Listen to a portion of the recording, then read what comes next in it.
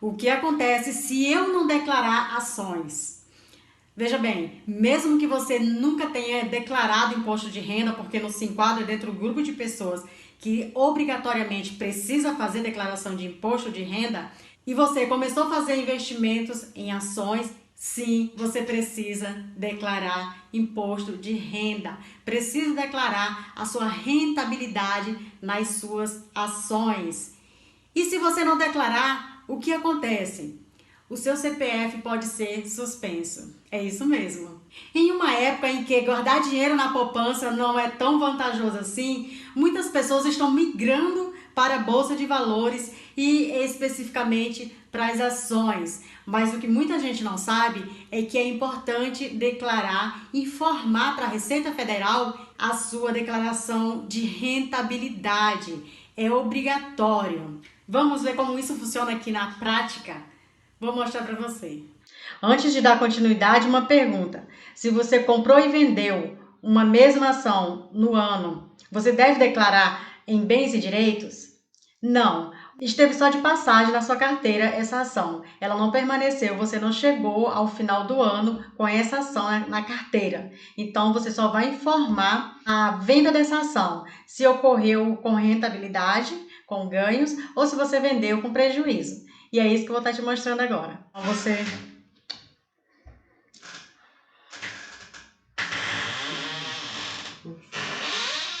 Então, diante do painel do programa de declaração de imposto, basta você vir diretamente aqui em renda variável, nesse ícone. Você vai clicar nele, em renda variável.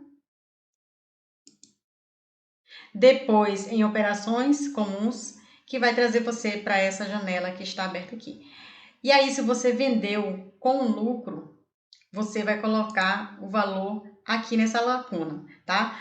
Lembrando que eu estou falando de movimentação de operações com swing trade. É totalmente diferente o raciocínio para day trade. Mas como eu não faço day trade, eu vou me ater apenas ao swing trade, que é quando você compra uma ação em um dia e vende depois de alguns dias. E aí, se você vendeu com prejuízo, você vem nessa coluna aqui, onde está escrito mercado à vista, vai colocar aqui o valor. Nesse caso eu já tinha colocado como se tivesse tido prejuízo, mas basta você colocar o sinalzinho de menos ou não, tá? Então, se foi com prejuízo, coloca aqui o sinalzinho de menos, que aí a Receita já vai compreender, o programa já compreende que foi com prejuízo. E se foi com lucro, você vai colocar sem o sinalzinho de menos, tá? E você só vai colocar o lucro que você obteve ao vender a ação, ou somente o prejuízo, tá? Não é o valor total da tua operação.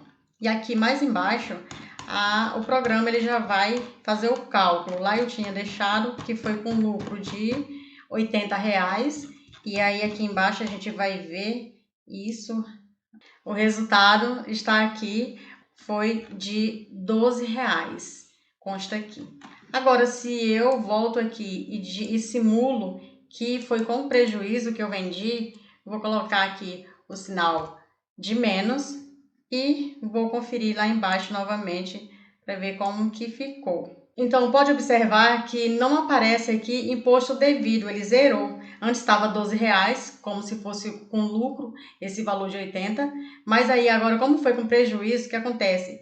A próxima vez que eu for fazer uma venda de ação, se for com lucro, já vai ser abatido esse prejuízo aqui, que no caso vai ser de R$12, como foi calculado anteriormente. Então, é nesse ícone de renda variável que você vai declarar se teve prejuízo ou lucro na venda, na operação de um swing trade.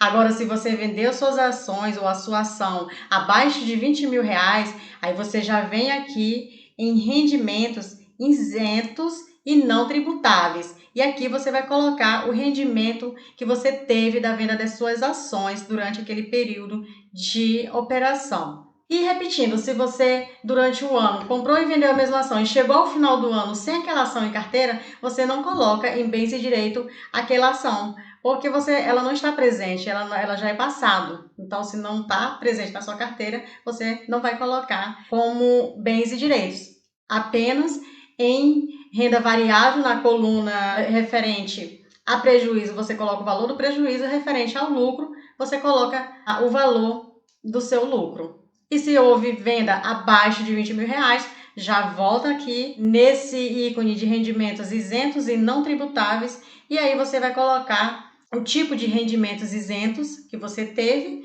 o tipo de banco que pagou, qual foi o banco custodiante que pagou esses rendimentos. Isso a gente recebe por e-mail, todos esses rendimentos. Caso você não consiga receber por e-mail algum rendimento de alguma ação sua, basta você ir lá no site RI e pedir a eles dados, informações de quem é o custodiante da sua ação. E aí eles vão te informar, vai te dar dados e você vai obter essa informação necessária, porque você precisa informar a fonte pagadora.